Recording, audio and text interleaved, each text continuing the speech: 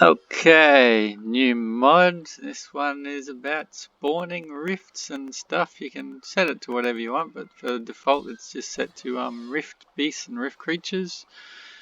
As a GM, create yourself an altar of Anubis. Which should be, there it is. Default is gold. That's because I originally did it as a gold altar, but anyway, I'm going to drop that on the ground. Just going to move it to the center for looks. Alright, so this behaves like an altar. You open it up and you put stuff in it. And put in a crappy item. What have we got? Rope. Throw in one of them.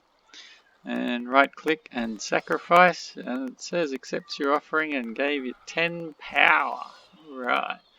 Warmaster Heart, throw that in there, sacrifice, it gave me 10 power too. How about this rare 90 QL Rift Crystal? That, 162 power, so that's getting there, dirt, let's throw all that in there.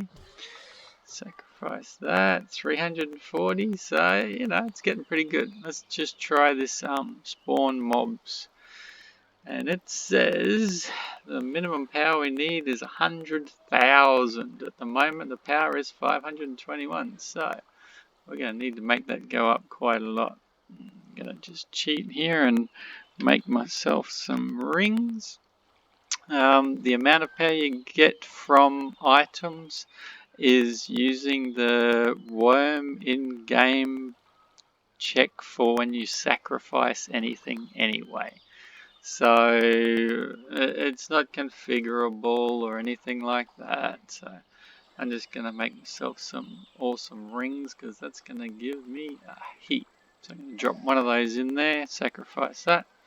147,000. So now we're going to try spawn mobs.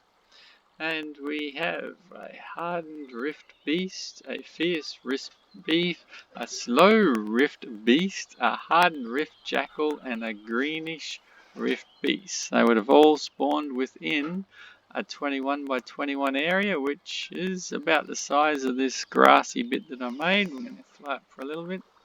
So there we go, so that's pretty good. Now if we go down here, we're going to look at his inventory, and he has a normal rift shard 58 QL. Let's go look at this guy over here, same thing, and he has a rift shard as well, 59 QL. It's set up to be a random QL from, I think I did 50 up to 90 from memory. That's a rift shard as well, so far they've all been rift shards. It is set to random between rift shard and rift wood and also rift crystal. That's just the default settings. The admin can change that to whatever they want. So all of those were rift shards. Alright, I'm going to go back to our altar here. And we're going to drop in 2 of these. And that'll get us to the next tier. I'm going to sacrifice that. 294,000 spawn mobs, and this time we got a heap of stuff. We got a caster, a summoner, a caster, a summoner, a caster, a summoner, and a caster. The number of mobs that are spawned are also set by the administrator in the properties file. Let's go have a look at this caster. Let's see what he got. He got a rare rift wood, so the rareness being normal, rare, supreme is also set by the administrator in the properties file. Let's look at another one. And that one's a rare rift stone, so there you go. So the randomness only gave us stones in the first spawn, but it is set to be random. Rare rift stone again. And we'll do this one more time, but we'll put the power up to chuck a lot of these in. Sacrifice them, which gave us 882,000. We're going to spawn some mobs from that, and we get our war masters, our ogre mages, and they're going to be big uns, which look like that. There's a slow one, there's a war master, he's diseased. All the conditions and everything are set to be random. Supreme Riftstone, 75 QL. Let's look at this Rift Ogre. He's got a Supreme Rift Stone. Quite a lot of stones for a randomness, but anyway. It is definitely set to be random. Another stone. They're all Supreme though, showing that the code's working. And the QL has all been pretty much random, so that's good. Interesting tidbit is I have included into the rareness tiny. So you may notice, I don't think we got any. You may notice that some of the spawns are actually short, like really short, because there's a tiny attribute. So yeah, not seeing any at the moment. The War Masters are funny though. I'm gonna kill this guy. Let's kill him. And his corpse will go small, which is what they always do. But if you get the tiny one, the corpse is like so small, it's really crazy. But the model is still super big. For some reason, tiny doesn't work on them. Anyway, so that's the general idea. People rock up, they open it up just like an altar, they throw stuff in there, they right click it and they click sacrifice. And it tells them how much they put in there.